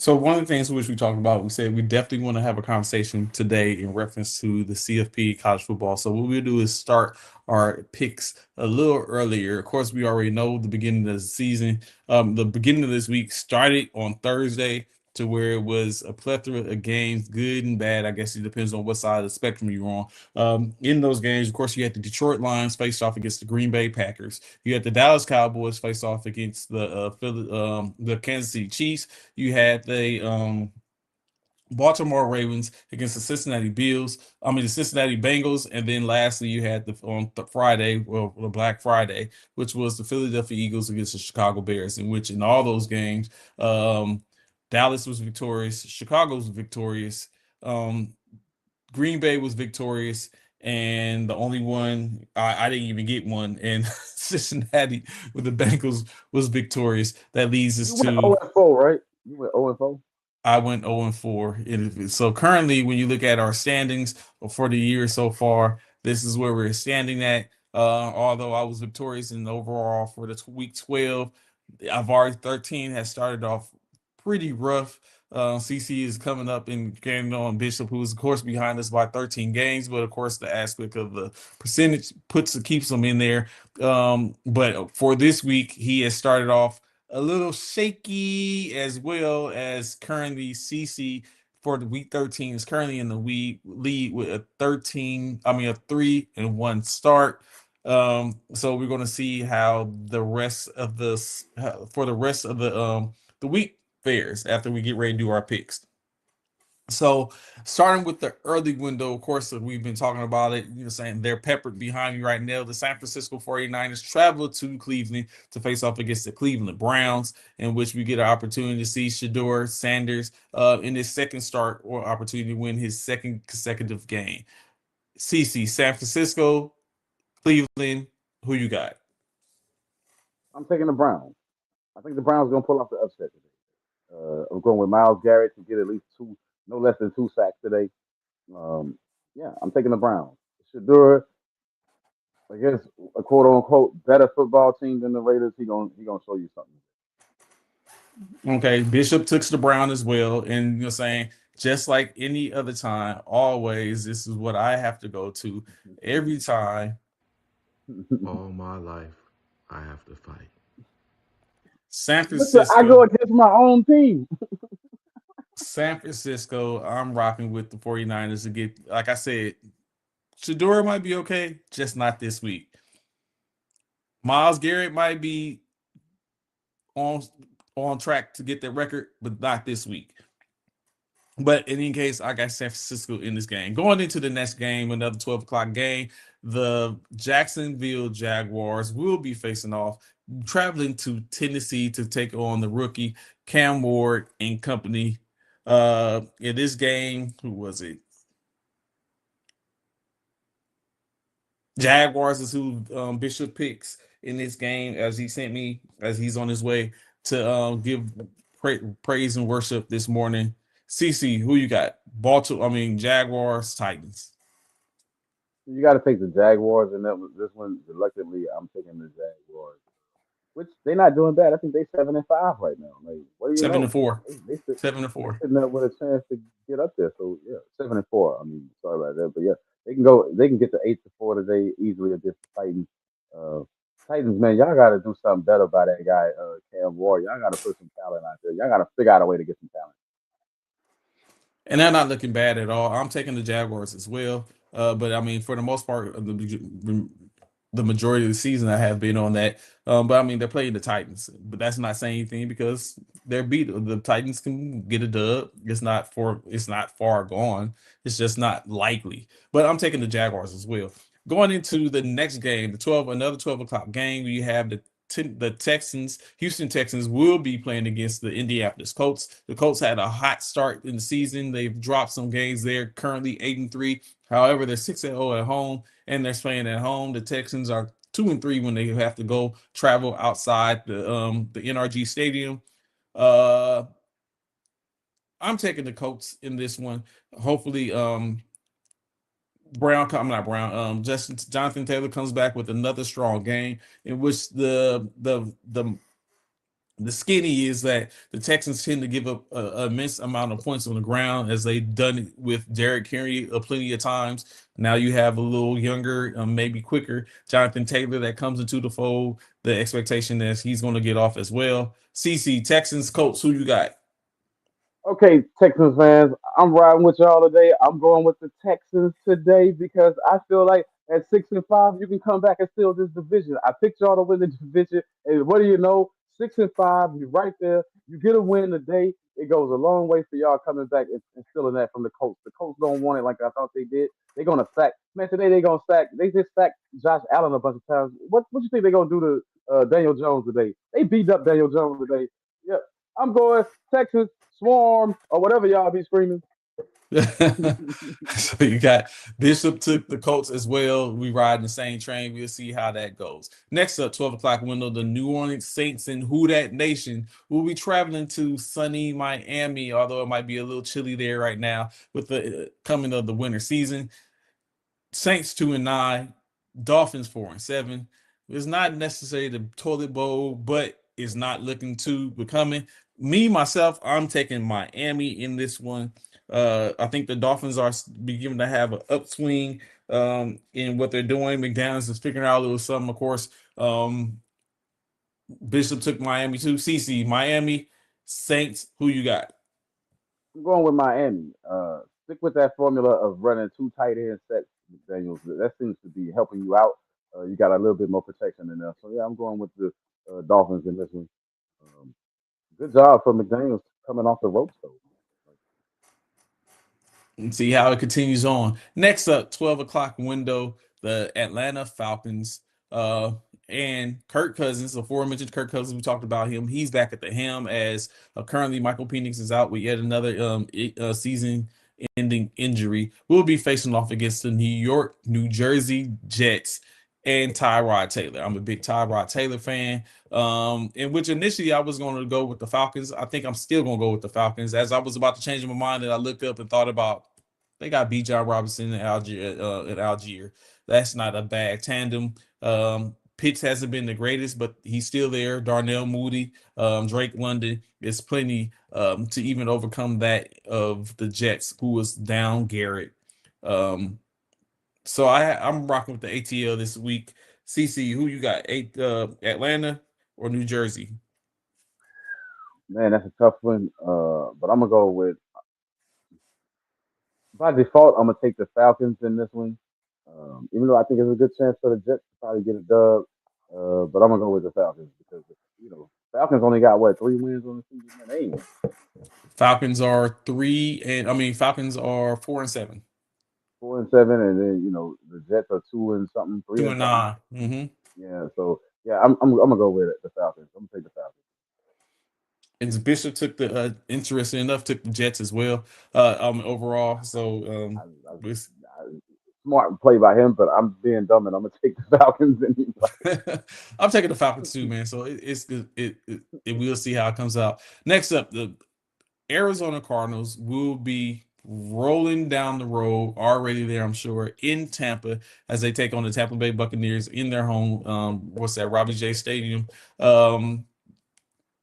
Jacoby Brissett not racking up the wins. However, he is racking up some yards here and there. 40 passing completions last week. Expectation is that he's going to do that again. Does it get them a dub? I don't know. Tampa Bay, Baker Mayfield is expected to start today. But I look at is how potent, how effective is he going to be? Is he going to be in the game the whole time? He's some of my team's fantasy football quarterback, in which I've already benched him. It's like I'm not going to play with it, especially about this time of the year where you need them W's.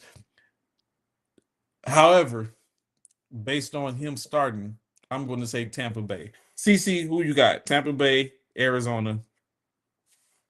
I got no faith in the Cardinals, no matter what they do. I'm taking the Bucks in this one, the Buccaneers in this one.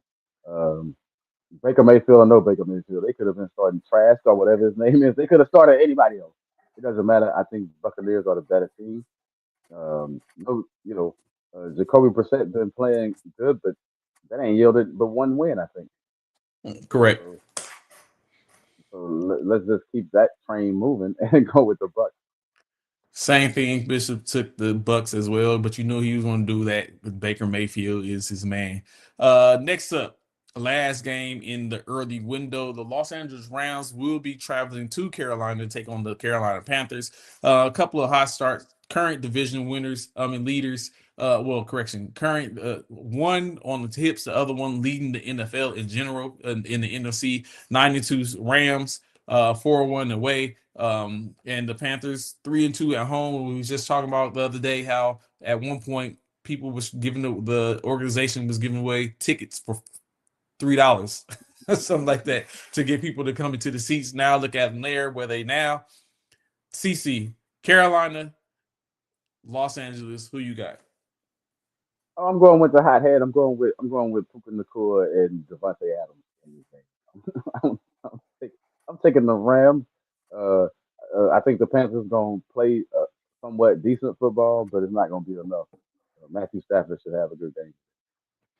I concur with that. Matthew Stafford ideally is probably the player of the year. I mean, the MVP for this year, as he puts him in play. Might have a little something to say about that, but right now I think Stafford is a pretty good front runner for that. But we'll see how that potentially goes, or if there's any dark horse that creep up. But I'm going to rock with the Rams as well, as well as Bishop. He took the Rams as well. First up in the late window, 3:05 game, the Minnesota Vikings and Brosmer will be facing off against Sam Darnold and the Seattle Seahawks. Of course, unfortunately, I'm taking the Seahawks in this one, in which, being sensible of the situation, it's probably not going to be too many games in which I won't be taking the NFC foe, unless they're playing the 49ers at this point, because like you said earlier, the NFC West is a pretty dominant division this year. But CC, who you got? Seahawks or Vikings? Bishop took the Seahawks as well. I'm taking the Seahawks in this one. The Vikings have no fight, and I don't know if Bromsner is starting today. No JJ McCarthy. I don't know Bromsner. You can't do no worse. So I think Bromsner might have a better game, but yeah, I got to go with the Seattle. Sam Darnold cooking. Jackson Smith and Jigma, man. Like, whoo, he might be offensive player of the year this year. Real talk. And potentially, he's not too far from being able to earn the Triple Crown as well. Another late window game. Of course, two more late window games, and then the primetime game for the night. Late window game, the Buffalo Bills will be facing off against the Pittsburgh Steelers, as we just talked about. Basically, a game separates these two teams. Buffalo Bills 7-4 on the year, but they will be going to Pittsburgh to play Buffalo. Steel curtain. CC, who you got? Oh man, this is a tough one. Steelers need a win. Um, Buffalo needs a win. They both need wins. I'm gonna take Buffalo in this one. I'm gonna say Buffalo gets right. I'm rocking with Buffalo as well in this one. It's definitely, like you said, both teams need a win, but err on the side of caution. I would take Buffalo likely. I can see Steelers winning this game, but to err on the side of caution, I'm going to take the Buffalo Bills to basically pull this one out. I know he's been down. I don't think Josh Allen is going to drop a fourth consecutive game in a row after what they started with. I just don't foresee that going. But I mean, stranger things has happened. We'll see how that goes. Next up, the Las Vegas Raiders, 2-9 on the season, taking on the division foe in the Los Angeles Chargers, 7-4 on the year. Raiders traveling to SoFi. We'll see how this ends. I'm taking the Los Angeles Chargers in this one. LAC. I think at this point the Raiders just need to pack it in. But I mean, you're supposed to fight to the end, so we'll see how it got. Raiders, Chargers. CC, who you got? I'm taking the Chargers in this one. I think the Raiders have package. I think they gave up last week. I think they're gonna continue to give up. I mean, the offensive line definitely gave up. Everybody's checking out. You know, only thing that hasn't happened, they fired their offensive coordinator. Blah blah blah. They did all these moves. Only thing that hasn't happened is they haven't fired Pete Carroll yet. So this is probably coming after the season. But yeah, it's over for the Raiders. So what is interesting is supposedly what has came out is that Chip Kelly was calling the wrong plays. So I wonder what's going on. They say he was calling plays that wasn't even in the playbook. He was calling he was giving up the wrong signals. So presumably what was going on is that the plays weren't going in correctly, and which was being problematic for the quarterback and wondering like what are we doing? Hence the reason why they said it had happened times before, in which finally I guess enough was enough and they decided to, like you said, get rid of him. So I think in that kind of like gives some reprieve. It gives some reprieve to the head coach as well as the quarterback when it's like your offensive coordinator isn't coordinating correctly. But you believe that 11 games deep? You believe that? Y'all had how many games to correct that? Y'all watch film all the time. You mean to tell me y'all practice this stuff? You mean to tell me in all them practices, all that film watching, all that different stuff, you just now catching the fact he calling wrong plays and man, get out, get out. Like, Stranger things have bro, happened. that's worse than John Harbaugh saying, "Oh, we didn't know the injury protocol. We didn't know we had to report about this." Man, get out of here. The things you hear these days. Wow. Next game, because I had to get with Bishop because he didn't give me the last two. Next game, of course, which is the Broncos and the Commanders playing on the primetime game, Sunday night game. Broncos currently 9-2, leading the AFC West. The Commanders currently 3-8, sitting third in the NFC East. Definitely teams going in two opposite directions. Daniels coming off of last year's high, in which he's fallen off. Bo Nix, a rookie last year himself, but he has come back, and it seems like he has been revamped and re-engaged, and he's locked in. So I ask you, CC, do the Commanders upset the Broncos, or do the Broncos get their 10th win of the season? Broncos, Commanders, who you got? Broncos. Broncos hands down. The Commanders. I don't think they stand a chance in this game. I could rock with you on that. I don't think the Commanders, I ain't gonna say they don't stand a chance, but it's less than likely, of course, when you look at it. They haven't been winning. Marcus Mariota at the helm. I'm not saying he's not a capable QB, but he's not Daniels, of course. And he's had a couple of opportunities and hasn't been able to pull off the dubs and wins as you see it. So definitely one of those situations where the Broncos are the front runner in this. They probably go on and get their 10th win of the season, staying on the heels of the New England Patriots. And we'll see how that goes. Of course, and like I said, Bishop hasn't given we'll have to get with him to get those last two teams. So we'll see how that goes. See how this week's standings go as far as our picking and analysis. Now, one of the reasons which we sit up and started a little bit earlier is because, like we said, we wanted to tap into the CFP as before we get up out of here, or the college football going in. So yesterday there was a plethora of games. Like you said, there was the Iron Bowl with the Alabama and Auburn, which was pretty close. Ohio State played against Michigan, in which that was a runneth over game, in which Ohio State was dominant in that game. You had Texas and Texas A&M, where Texas was able to best Texas A&M, which is most likely going to drop them out of the top four, but they're still probably most likely going to get into the CFP. Texas might have strengthened their chances of getting in with the dub. You had the Victory Bell rivalry with USC and UCLA. Excuse me, which USC was able to finish in victorious. Of course, again, being with the 3 losses, however, even though they were two top ranked opponents at the time, they're still losses, in which USC is most likely not going to get to the CFP. However, they probably should have a pretty good bowl game, I would think. And like some other ones, you got North Texas is going to be playing against Tulane for the AAC championship game. Texas Tech has pulled in, and they're pulling up. They're going to be playing. You got Duke is going to be playing against Virginia Tech, in the ACC championship. Unfortunately, Bill, you know what? That brings me back to this before I get into that. What I have realized, and this goes across all aspects of sports, right? I think what we tend to do is we get caught up in the aspect of who people were or who they are and thinking and having certain insights and certain perceptions of what should be going on. And I realized this morning as I look at it, Bill Belichick finished 4-8 for his first year as a head coach in the college ranks. He finished 4-8 his first year.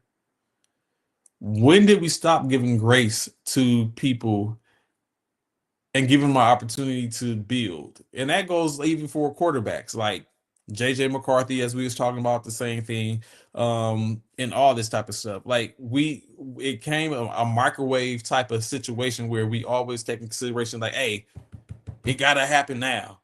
The offensive coordinator for the Philadelphia Eagles, he's a first year offensive coordinator. He has to get his feet wet. Head coach and Kellen Moore for the head coach for the New Orleans Saints.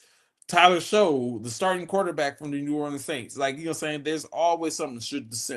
Shador Sanders, Dylan Gabriel, like all this type of stuff. Even for those that we have as that's been veterans quarterbacks, but you go to another team, another mindset, another, like, all this stuff comes into play.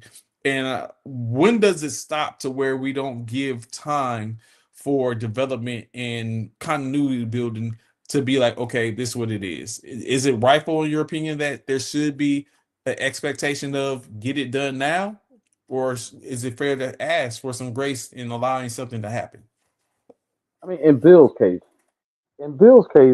no, it should not be any grace period. You should hit the ground running. I mean, for real, let's just face it, man. You 70 something years old. How many more years you think they're gonna give you? Like, let's just keep it real. The landscape of college football, they going with younger coaches, the Lane Kiffins, I mean, you know what I'm saying? Like, they not ultra young, but the Kalen DeBoers, they going younger. Like the Lincoln Rileys and all that, man.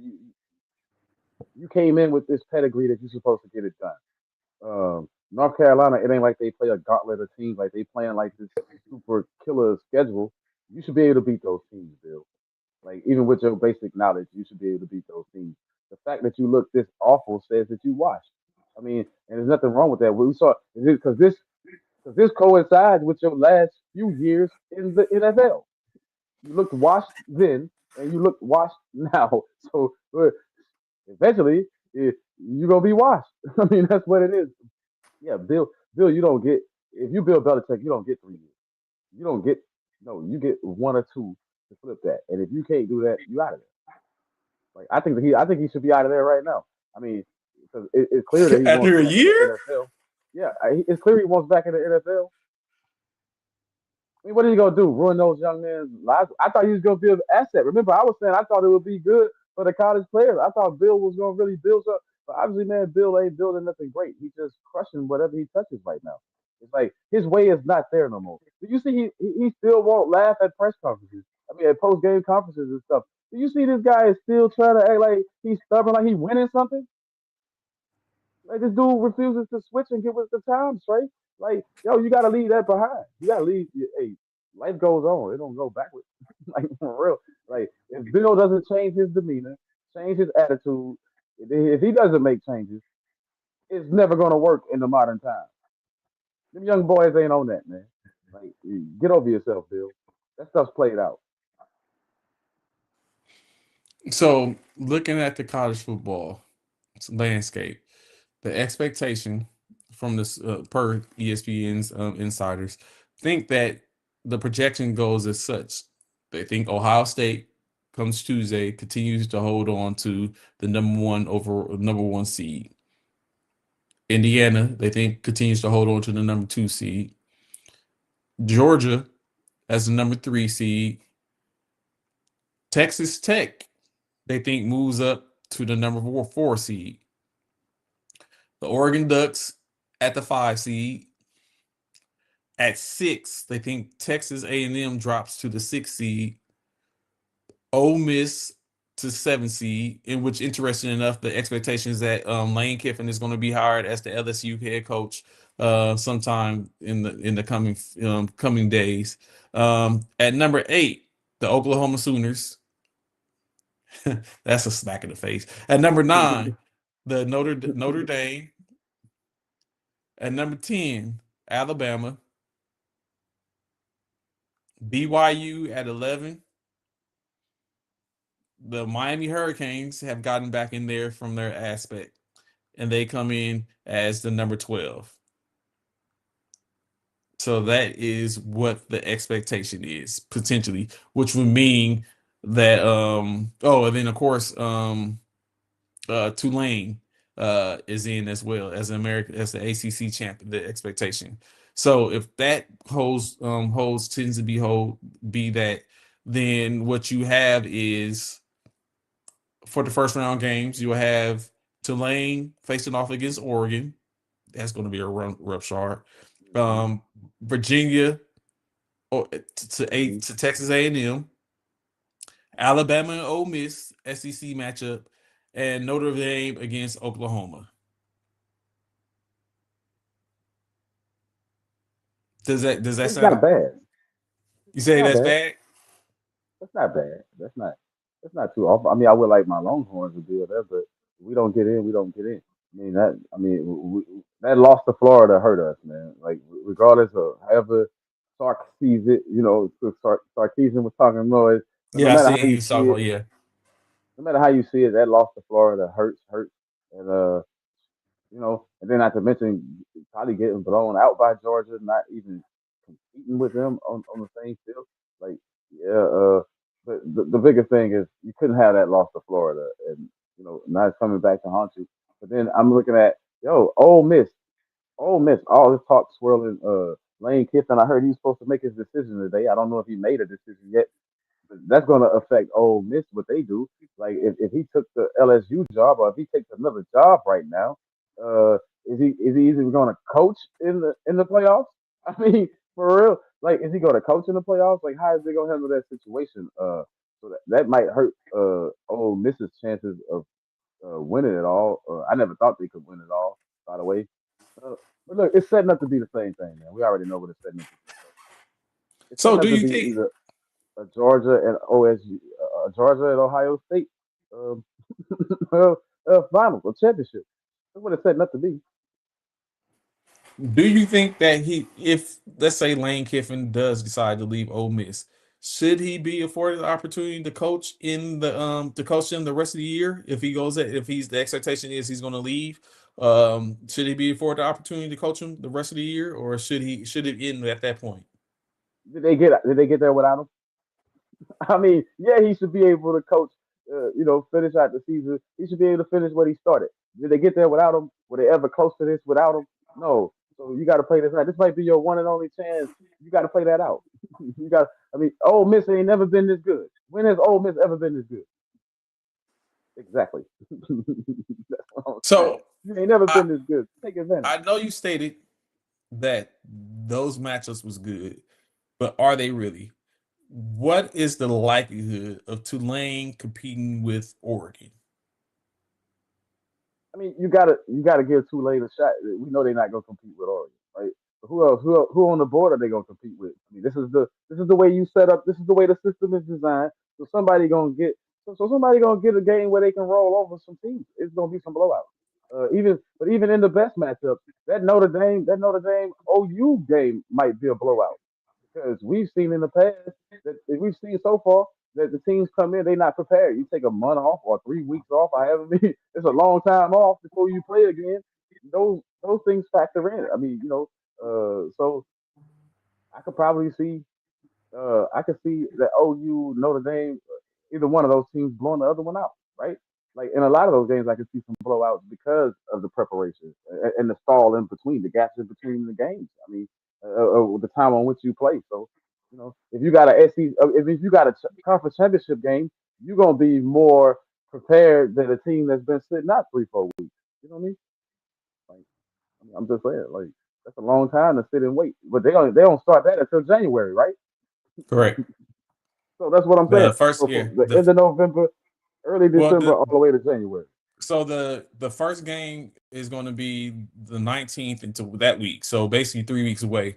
19th because we're at this point we're in December. So basically 19 days from now would be the first CFP game, in which there's still some stuff to go. They still have this week's conference games.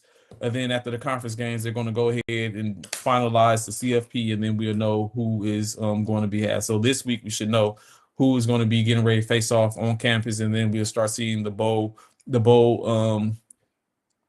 invites to the bowls, in which I hope USC gets a good bowl. Actually, I hope USC gets the a bowl here in San Antonio so I can go see them. But yeah, so yeah, so the 19th, 20th would be that game. And then the December 31st, New Year's Eve and New Year's will be the quarterfinal games from there, depending on who won the other game. So I mean, we definitely see. I don't know how we can take that for the most part. Next up, congratulations to Marshall Faulk, as he has been named as the next head coach for HBCU's Southern University, the Jaguars in Baton Rouge, Louisiana. He has been added to the list of Hall of Fame Hall of Fame players, NFL Hall of Fame players that have taken up the mantle as head coaches. No, correction. Let me rephrase that. He has been added to the mantle of former NFL players who have decided to take up the mantle, in which predominantly have gone on to coach HBCU teams. Yeah, you have Deion Sanders, who coached and left. Now but he is still a coach but he's in the playing with the Division One FBS. Michael Vick, Eddie George, Deshaun Jackson, who is doing mightily well, might I add you. And now Delaware State, and now Marshall Faulk in Southern. In your opinion, is this a trend? Is this fashionable, or are these legit hires? I think these are legit hires for coaches, for those that trying to get in and prove that they can coach. You got to start somewhere. Like you ain't getting these jobs at these Division 1 schools or opportunities at these Division 1 schools. So you got to start somewhere. It's just open doors. And plus, I, I think it's I think it's a win not just for a chance to coach, but I also think it's a win for the institutions who never had the likes of like a Marshall Falk or a Deion Sanders or a Deshaun Jackson. You know what I mean? Like these are marquee names. These are people that bring with them prestige and good reputation. I mean, you know what I mean? As far as former players, as far as Hall of Fame, some of them Hall of Fame, some of them were real great in the areas in which they go in the coach. I mean, I think this is good for college football, and I think it helps put a few more of the HBCU players themselves on the NFL radar. So as we know, Marshall Faulk, he went to Carver High School in New Orleans, so he's more of a return back, as he was a standout running back in San Diego State, where he played, and then of course, like I said, Hall of Famer, 12,000 yards rushing in his time, 100 touchdowns as an NFL player, a Super Bowl. So I mean, but is that going to be enough at this point? Do you think? Like Deion Sanders has been, I'm not gonna say he's been the standard bearer, but he has been the one that has went from HBCU to Division 1 FBS. Although he has not been um, the most successful in that aspect, he has had cultured a Heisman Trophy winner, and now currently a starting quarterback in, of course, Travis Hunter and Shador Sanders. And possibly maybe his son Shiloh getting back into the fold. Is it fair? Is Deion the standard bearer in that aspect, or is he just a leader for now? I think he just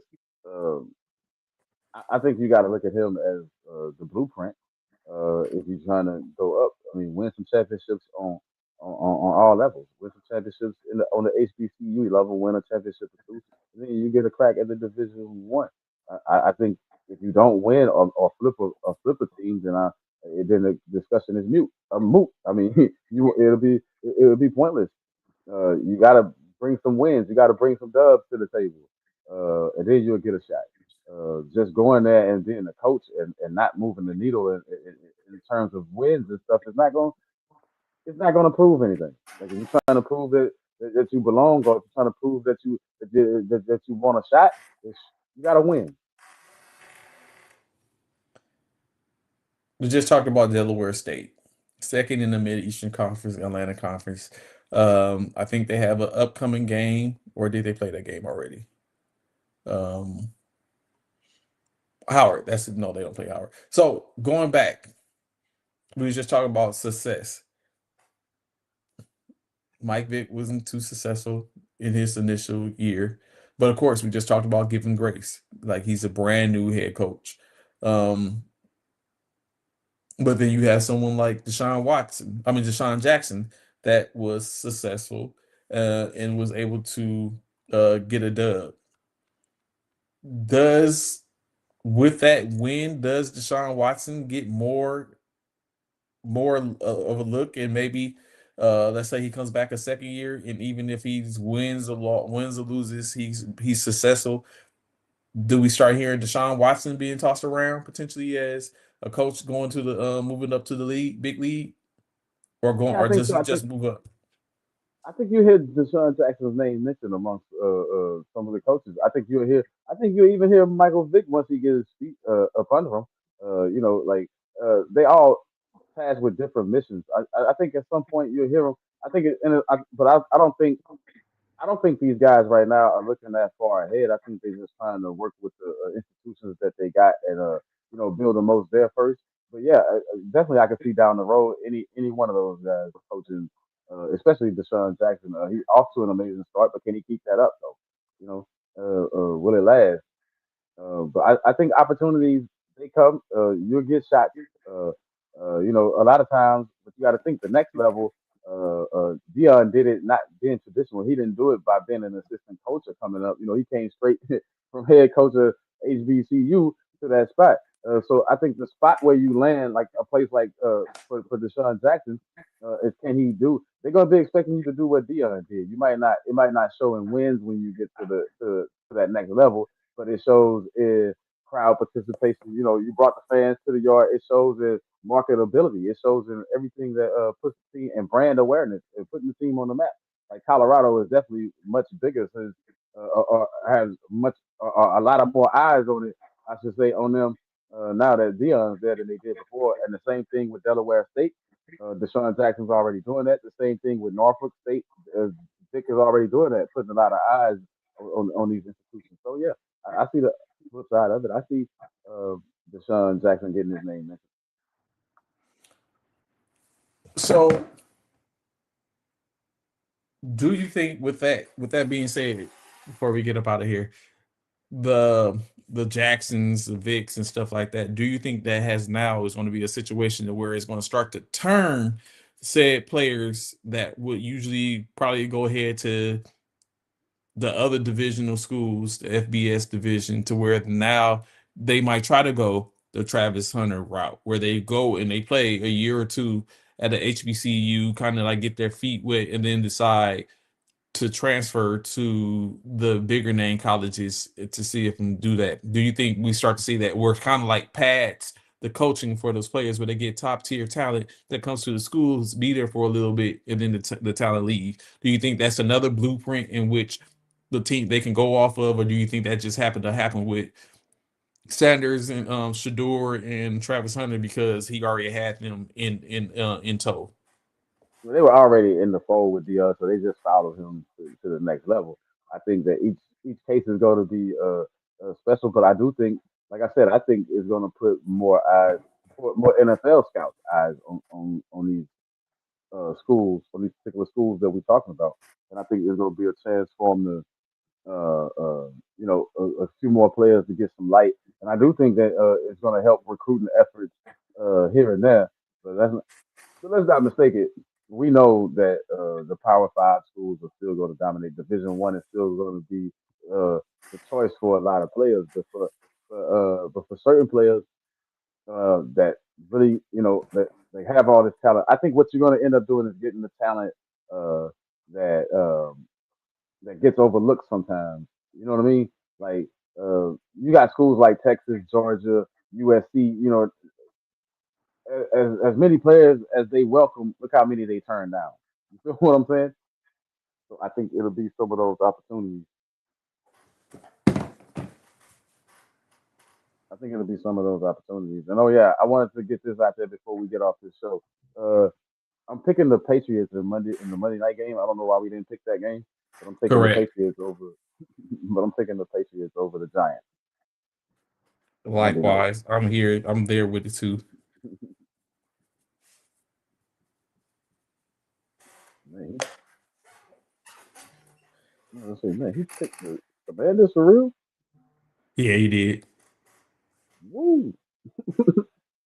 Ball. That's hey. I'm not mad at him. That's out on a limb though. So in any case, we got like 9 minutes so that we can simply end it on that note. Of course, y'all know where to find us come next week, or we should possibly be back Thursday. I don't know. I gotta see what the time looks like. But in any case, you'll see a Sunday as we get closer and closer to the end of the season, to start really making those choices to see how we're gonna go. 6 games, 5 games, depending on you look at it. We know there's going to be 4 buys next week, so there's going to be some teams out so they can get back on the right track, so they're all basically on the same sheet of music. So maybe the picks go a little bit differently. Maybe some things happen. We're gonna see if there's gonna be some teams that are able to make up the distance. As we already talked about, can the Cincinnati Bengals, can they run the table? Can the Cleveland Browns run the table? We already sit up and discussed that the Cleveland Browns running the table does not begin today. But is it possible? Hey. It can't. Does Myles Garrett break that the record, eclipse it? It doesn't start today. Not saying he won't get a one, like it's not gonna happen like CC said, he can get all 5 sacks in this one game. Unless he lines up on the opposite. Unless he lines up on the right side. Maybe. But you know what I'm saying? He can get it from the left side. I don't think he gets a sack from the left side. So we see, it's gonna be interesting. And Cowboys, can we run the table, man? Can the Cowboys run the table? Can we run the table? Can we make this an 11-5-1 season? You know what I mean? 10 because a 10 what was it? A 10-6-1 season is not going to be good enough. Can we make it 11-5-1? That's going to be interesting to see, just one game at a time. And I also want to put this out there. Shedeur is going to have a decent game today. I say about 220 to 250 passing yards today against that 49ers.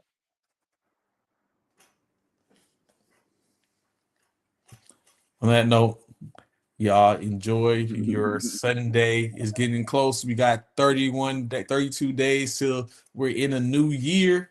You know what I'm saying? I hope y'all goals you set out has been you've been able to crush them, or you're still working on them. As long as you're above the ground, you have an opportunity to continue to work at them to get to where you need to be. We got 7, 8, 6 minutes. The game's about to start. Y'all be sure to tap into your favorite game.